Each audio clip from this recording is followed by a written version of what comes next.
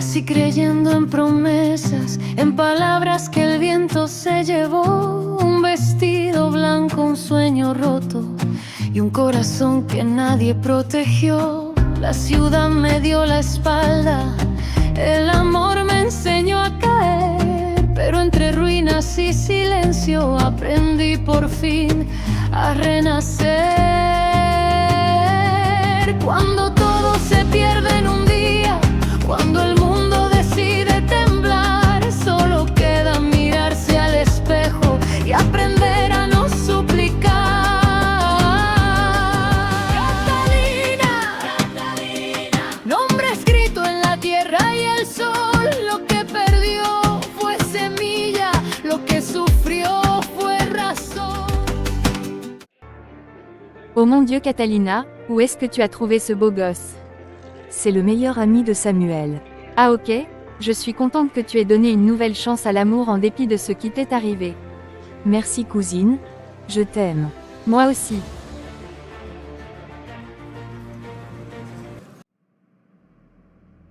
Julita, vous ne connaissez même pas le petit ami de votre cousine, et vous voulez déjà le lui prendre. Mais bien sûr que je le connais, je l'ai vu hier soir. N'avez-vous pas l'impression que vous n'êtes pas vraiment attiré par Marcus, mais qu'en réalité vous avez juste un trouble mental? Comment ça un trouble mental? Qu'est-ce que ça veut dire? Je vous observe, vous me parlez longtemps de votre haine pour votre cousine. Je suis psychologue depuis des années, j'ai vu des tas de cas comme le vôtre. Comment ça? Allez droit au but, Miranda. Julita, je crois que vous êtes atteinte du complexe de Cain, connu sous le nom de rivalité fraternelle pathologique. Bien que vous soyez cousine, que vous ayez été élevée comme des sœurs, vous la détestez alors qu'elle ne vous a rien fait. Julita, vous souffrez d'une jalousie maladive qui dépasse la raison. Dans votre esprit, Catalina a volé l'amour de votre oncle Ramsès et de votre tante Rebecca. Même si vous savez qu'Odette est la coupable, vous ne pouvez pas pardonner à Catalina d'avoir été la préférée. C'est une obsession, vous voulez détruire Catalina pour prouver que vous êtes la seule qui mérite d'exister. Et c'est pour ça que vous êtes tout à coup attiré par le petit ami de votre cousine Catalina. Arrêtez vos sottis, je suis tout simplement amoureuse de Marcus. Lorsque je l'ai vu, ce fut un coup de foudre. Arrêtez de mettre en œuvre des théories du complot. Je m'en vais.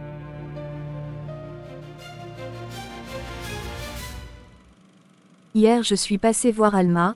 Elle était dévastée. Max, je me demande ce que nous pouvons faire pour cette fille. Je crois que nous ne pouvons rien faire pour elle, à part la laisser tranquille pendant un temps.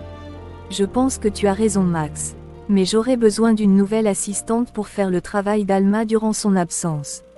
Tu penses qu'elle va revenir travailler ici, alors que c'est ici même que Bruno l'a violée?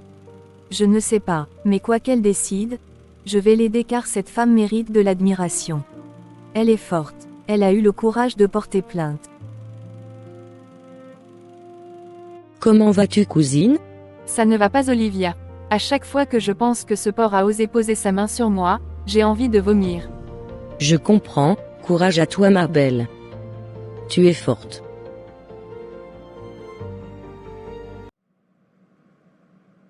Julita, je suis enchantée de te recevoir ici ma fille. Alors, ici, c'est l'une de tes entreprises au Mexique. Effectivement Julita. J'ai été surprise lorsque tu m'as appelé et que tu m'as dit que tu voulais me voir. Oui, je voulais te dire que je te pardonne. Quoi? J'ai pas entendu. Pourrais-tu répéter? Je plaisante ma fille. Je vois que les jeunes n'ont plus le sens de l'humour. Je te pardonne oui, mais à une seule condition. Et laquelle? Je veux que tu me sois d'une aide inconditionnelle. C'est d'accord. Et que veux-tu toujours d'abord? Je veux détruire Catalina, et pour cela, il faudra aider Bruno. Puis tu vas m'aider à me marier avec le petit ami de ma cousine Catalina. Ce sera un jeu d'enfant. Alors comme ça, vous êtes Odette, la mère de Giulietta. Eh bien oui, je suis Odette. Et je suis là pour t'aider désormais. Vous avez trouvé un moyen de me faire sortir de prison. Non. Tu resteras en prison jusqu'à ton procès mon beau. Mais j'ai un meilleur plan que de te faire sortir, comme ça de prison.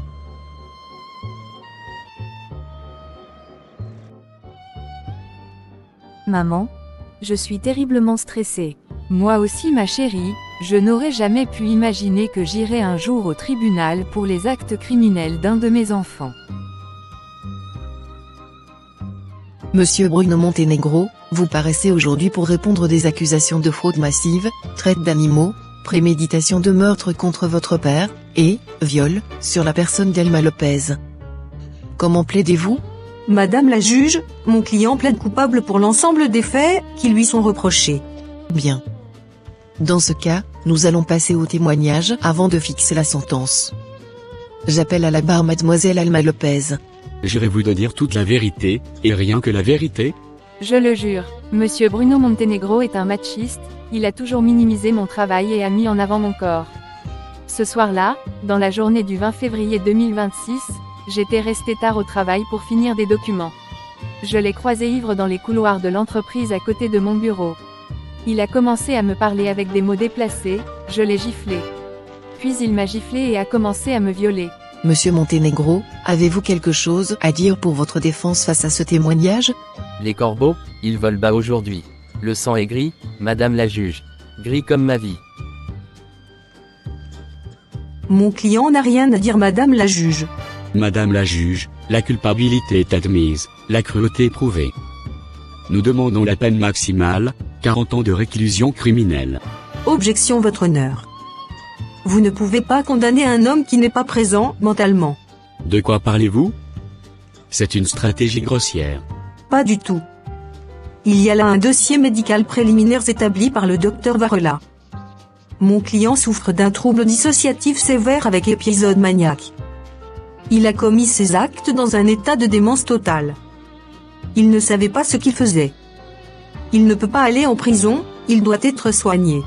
C'est un mensonge, c'est un acteur. Madame la juge, ne l'écoutez pas. Silence. Calmez-vous, mademoiselle Montenegro. Maître Monica, cet argument arrive bien tard. La folie ne prévient pas, madame la juge. Je demande une contre-expertise psychiatrique immédiate et le report de l'audience. Mon client est en pleine décompensation psychotique. Alors voilà comment ça va se passer. Tu iras jusqu'au procès et tu te déclareras coupable. Mais j'irai en prison si je fais ça. Sauf si tu plaignes souffrir d'une maladie mentale. Dans ce cas-ci, tu iras dans un centre psychiatrique. Et tu y resteras pour préparer ta vengeance envers Catalina. Mais comment je vais faire pour simuler une maladie mentale?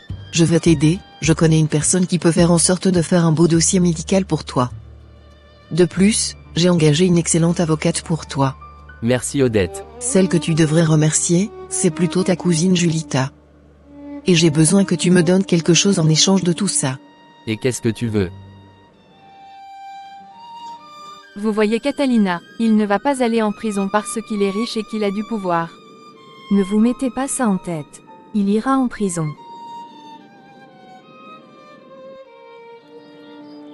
Nous reprenons l'affaire Montenegro. J'ai reçu les rapports des 2 experts psychiatres nommés par la Cour. Docteur Harry, veuillez présenter vos conclusions. Madame la juge, après examen, il apparaît que Bruno Montenegro présente une abolition totale de son discernement. Il souffre d'une schizophrénie paranoïde de type 1, aggravée par un délire de persécution. Au moment du viol et de la tentative de meurtre, il n'était pas maître de ses actes. Docteur, n'y a-t-il aucune chance qu'il simule? Les tests neurologiques sont formels. Son état nécessite des soins intensifs, pas une cellule. La prison aggraverait son état de façon irréversible. C'est impossible, il savait très bien ce qu'il me faisait.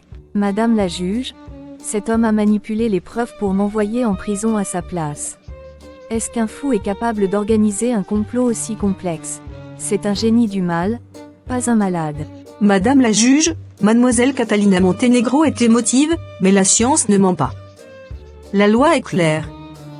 Et voici ce que dit l'article 122-1 du Code pénal, n'est pas pénalement responsable la personne qui était atteinte, au moment des faits, d'un trouble psychique ou neuropsychique, ayant aboli son discernement ou le contrôle de ses actes. Au vu des rapports médicaux concordants, le tribunal déclare Monsieur Bruno Montenegro pénalement irresponsable des faits qui lui sont reprochés. En conséquence, l'action publique est éteinte. Toutefois, compte tenu de la dangerosité de l'individu, j'ordonne son hospitalisation d'office sous haute surveillance au centre psychiatrique de San Lorenzo. Il y restera jusqu'à ce qu'un collège de médecins décide de sa guérison. L'audience est levée. La justice est vraiment dégradante. Je suis désolée Alma. Ne le soyez pas Catalina. Je vous annonce que je démissionne officiellement de votre entreprise.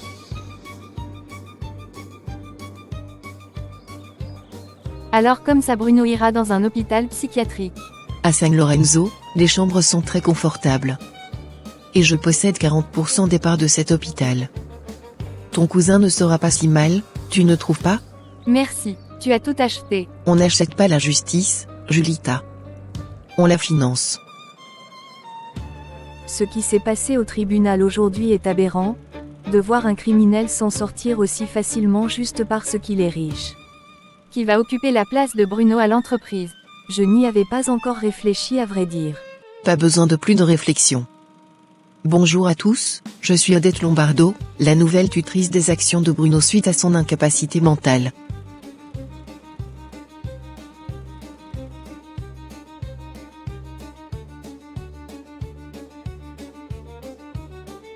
Et j'ai besoin que tu me donnes quelque chose en échange de tout ça. Et qu'est-ce que tu veux? Je veux que tu me donnes la tutelle de tes actions dans l'entreprise Monténégro. Afin que je puisse te remplacer. Marché conclu. Catalina se méfiera sûrement de vous. Il faudra être plus intelligente, Odette. La guerre ne fait que commencer.